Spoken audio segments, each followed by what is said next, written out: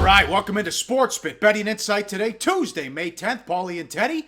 Big game breakdown's going to be OKC and San Antonio. Two baseball games we'll throw at you. Drew Martin, the deep dive, MLB expert, American League today, National League coming up on Wednesday, and let's make it two in a row with the play of the day. We start with bad beats. What a night in the association. Two mooses. Brutal. Oh, my God, Teddy. Let's start with what happened in Miami. The Raptors led 77-68 with 6:30 left. They scored 10 points in the final 11 minutes. Yeah, outscored 15-6 after Lowry fouled out.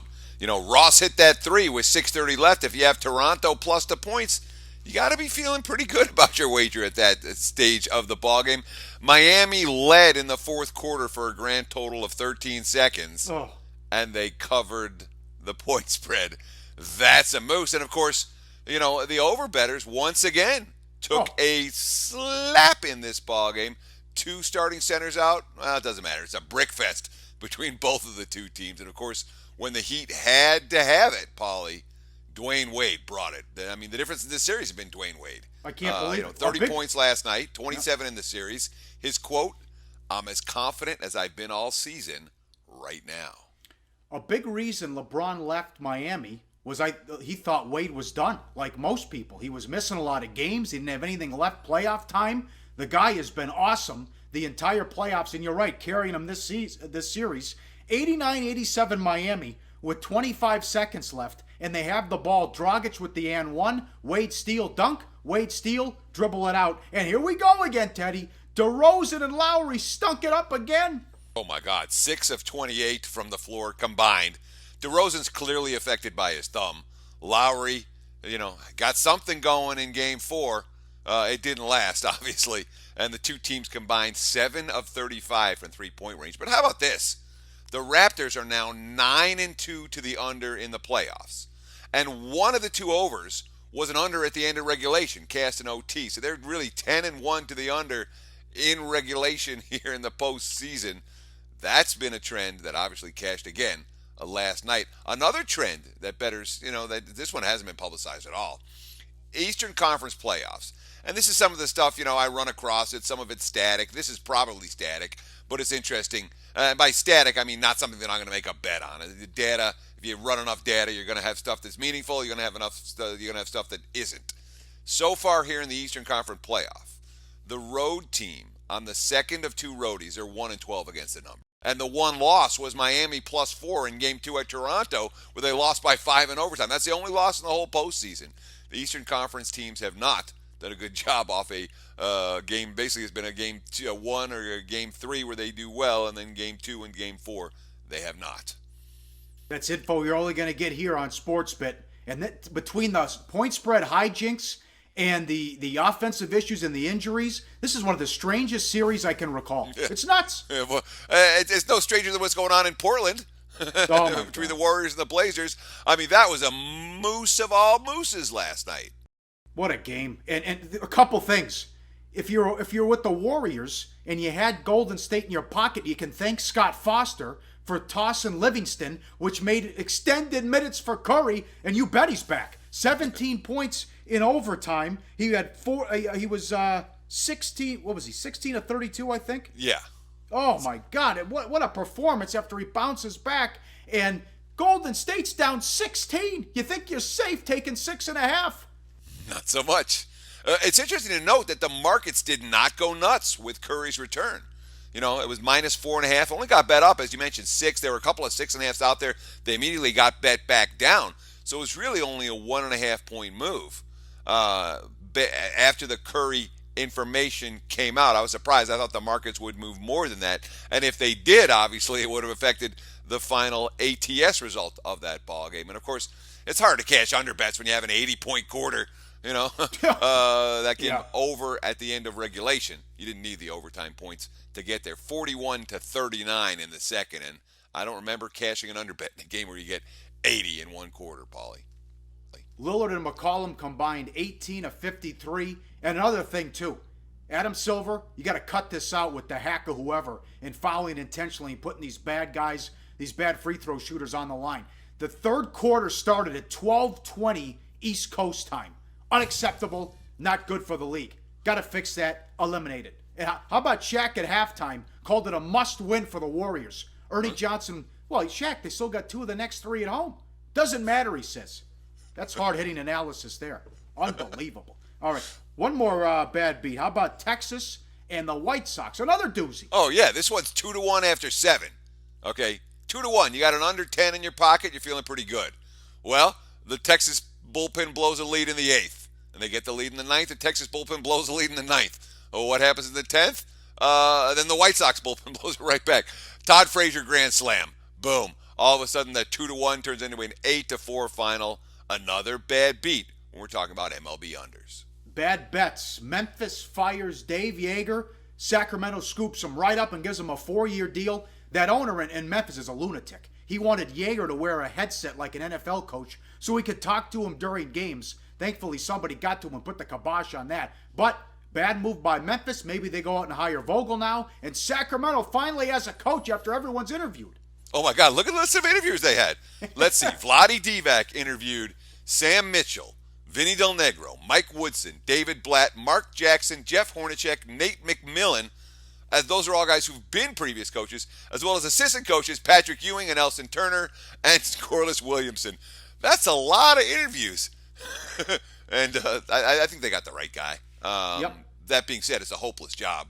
And I think the Memphis job's a hopeless job as too. These are not teams likely to be contending for titles anytime soon. And, Yeager's been a heck of a coach for the Grizzlies.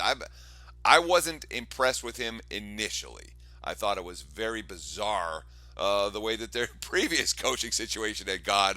And now another coach fired off, in my mind, a stellar season for a team that went through an NBA record 28 different players on their roster. There's a disconnect between the Grizzlies' front office and their coaching staff. I think they're trying to correct that, but in the short term, this is not a good move for Memphis. Couple bad bets, more bad bets. How about the Indians and Kluber? He got roughed up.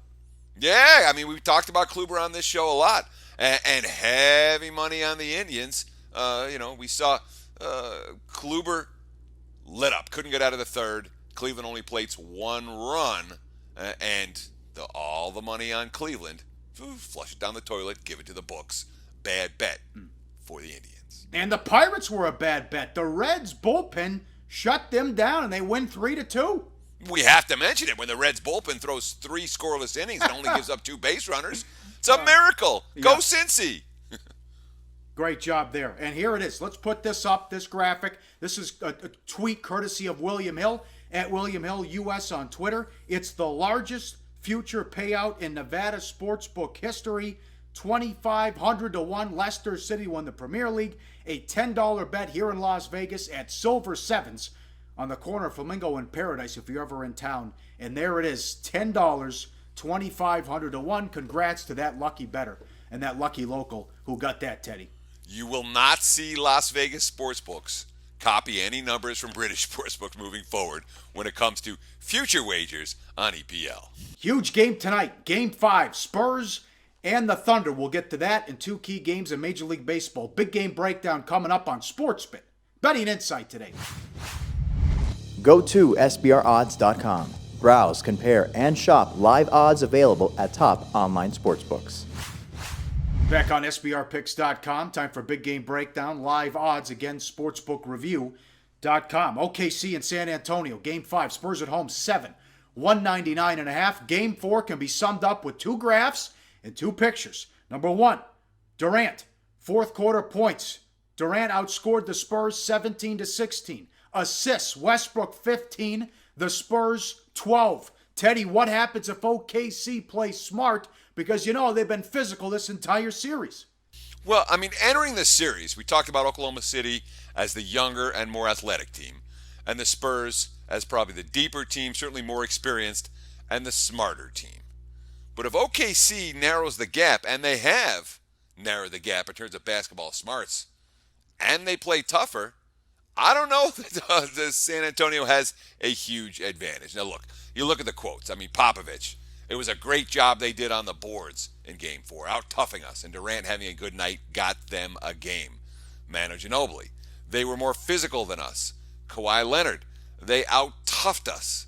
The Spurs can get tougher, perhaps, and they can battle a little bit more in the low post. But as we talked about in the recap of Game 4, Tim Duncan's got very little left in the tank right now. Yeah. And San Antonio, is Diaw a tough player at this stage? No, they're a jump shooting team. And of course, where do the assists come from San Antonio? Tony Parker, good shooting game, 10 of 16 from the floor, 3 assists, no rebounds, only 1 steal, 4 turnovers. When a point guard has his turnovers equal the other 3 categories, he didn't have a good game. Doesn't matter how well he shot. You surprised at the line? Surprise is the wrong word. When a point spread is set in Game 1 of a series, you don't see major adjustments without major injuries. And it's just that simple. So we saw San Antonio in this point spread range in Game 1. We saw them again in this range in Game 2. We're going to see it again here in Game 5. And if there is a Game 7, we'll see the Spurs right in this same range. So, no, you really can't be surprised. What I am surprised about is how the Oklahoma City Thunder's defensive adjustments have given San Antonio problems. You remember Game 1. Mm-hmm. I mean, in Game 1, the Spurs did whatever they wanted to on the offensive end.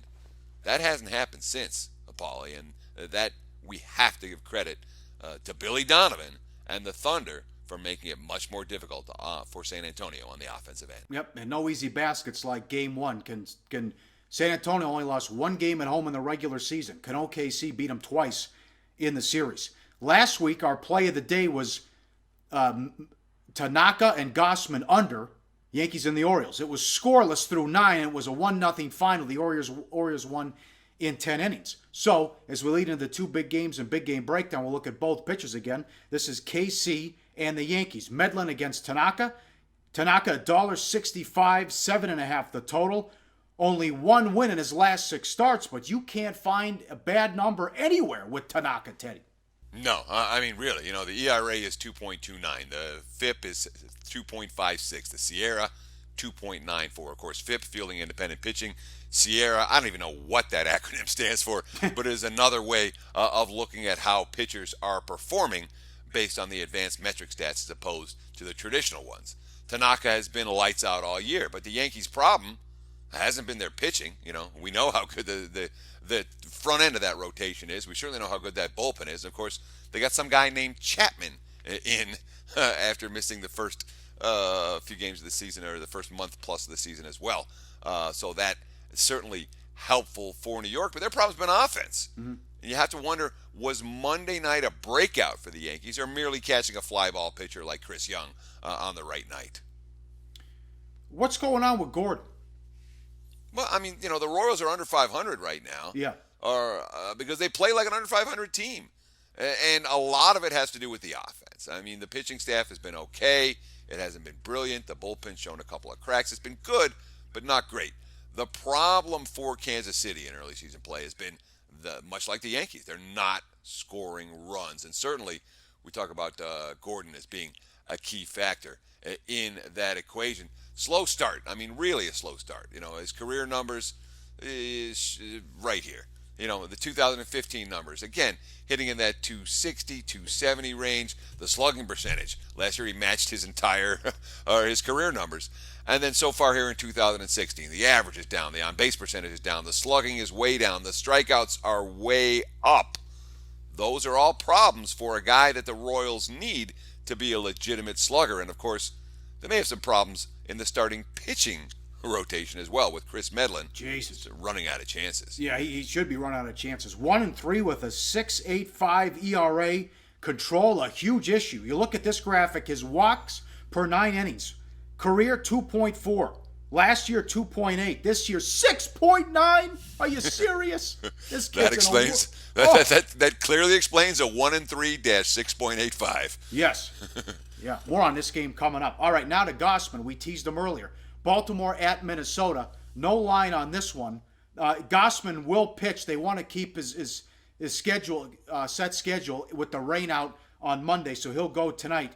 Now, he's on the verge. He looks like he has it putting it together. He doesn't have a win, but he's got a 1.42 ERA and the fastball averaging 95 miles per hour, Teddy.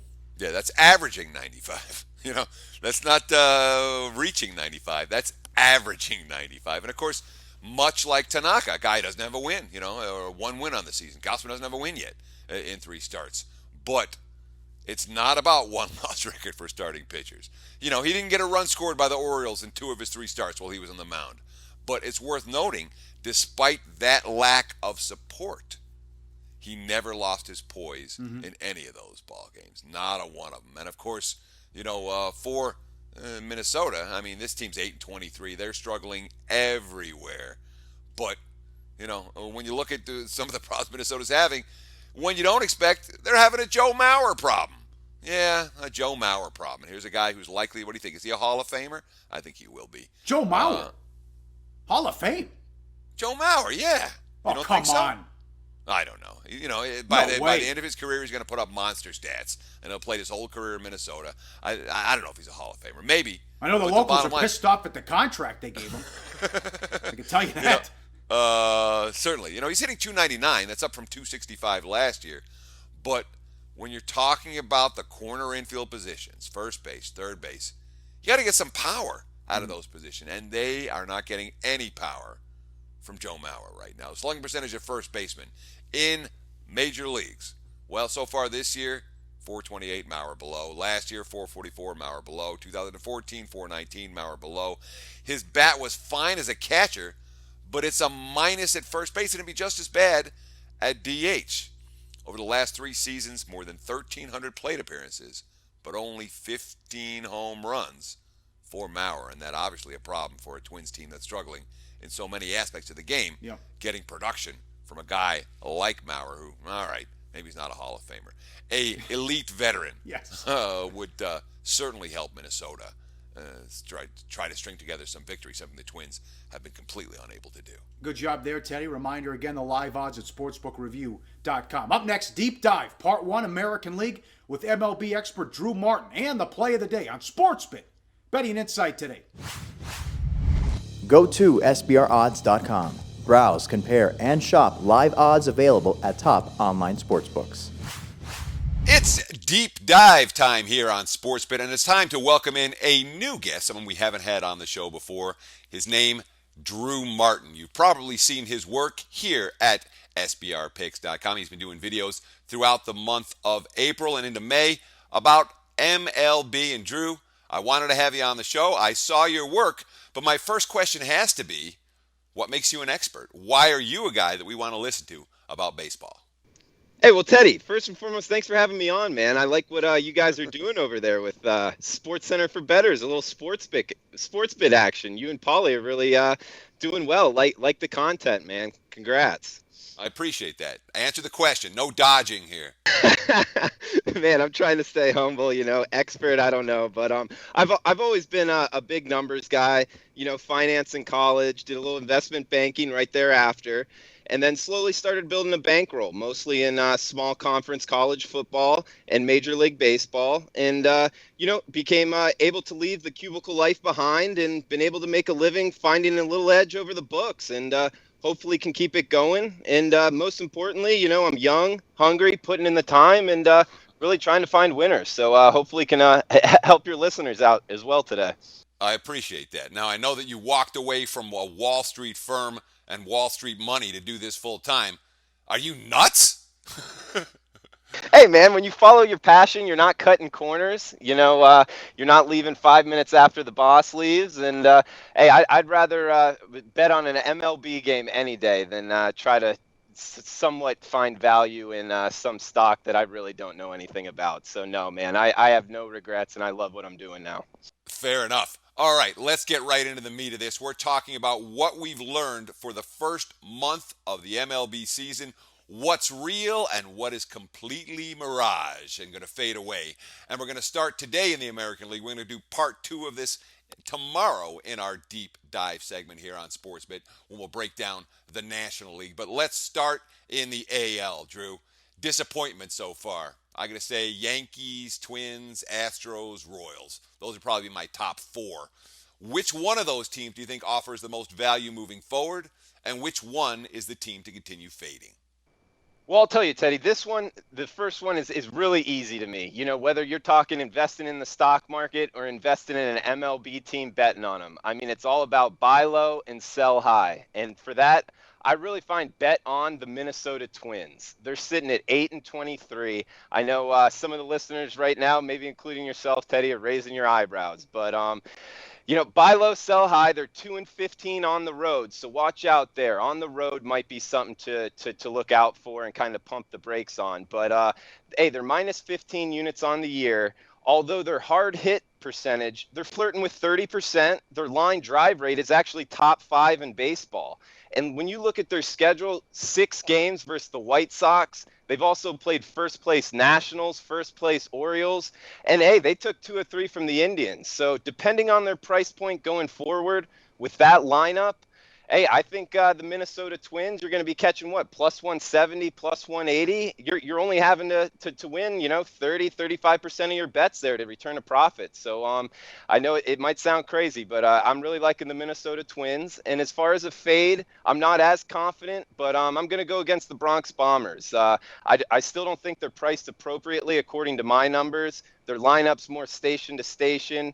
I really like the walks and really moving runners over type of teams. So their starting rotation a little shaky at best. I know they're getting Chapman back, but I'm not as confident in this. I'm just really not looking to bet on the Yankees going forward. Fair enough. Let's talk about surprises so far through the first month this season. The Mariners have been pretty good. The White Sox, probably the biggest surprise. And, of course, the Baltimore Orioles got off to that hot start, although they cooled off a little bit of late. Of those 3 teams, which one do you want to be putting your money on moving forward? Which one's going to continue to offer value? Which one's the team that's going to regress to the mean and be a 500 team or below in a matter of weeks? I'm all over the Chicago White Sox. I think they can keep this up. A team that's 21-0 when leading after 6 innings. Their bullpen ERA best in baseball, and that's by more than a half a run, sitting at 1.86 bullpen ERA. That bullpen coming in behind Sale and Quintana, that's a hell of a pitching staff right there. And on the offensive side, I really don't think Todd Frazier continues to bat under 700 OPS. I think he gets acclimated to Chicago, and I think he starts to heat up a little bit.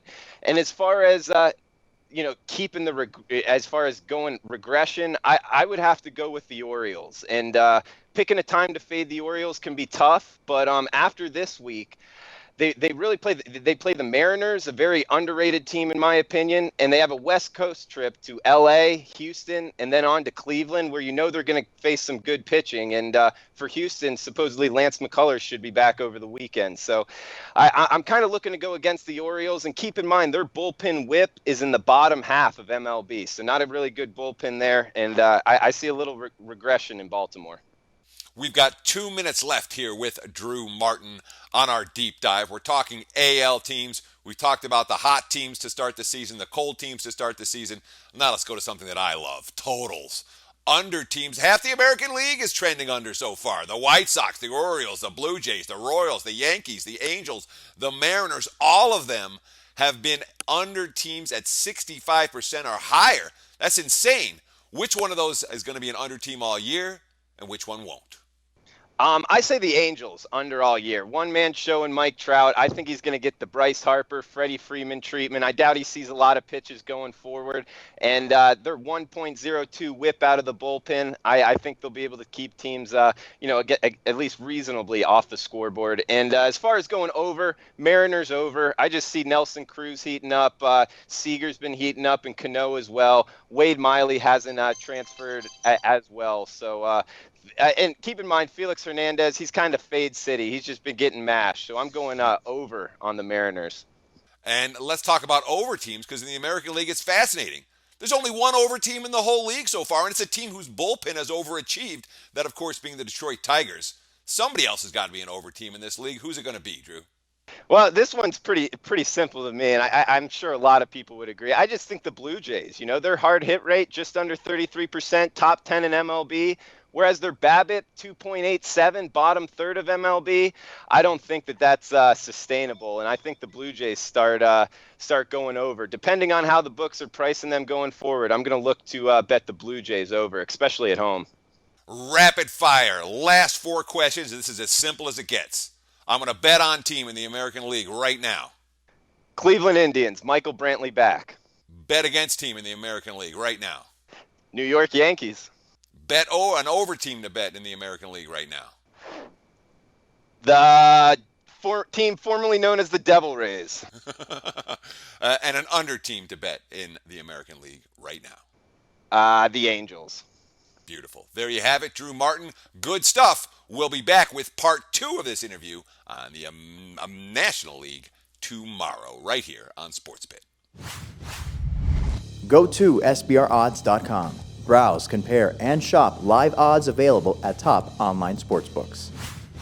Wrapping it up here on SportsBit, Pauly and Teddy betting inside today. Nice job, Teddy. Drew Martin, part 2 tomorrow with the National League. All right, let's make it 4 out of 5. Money time. Play of the day.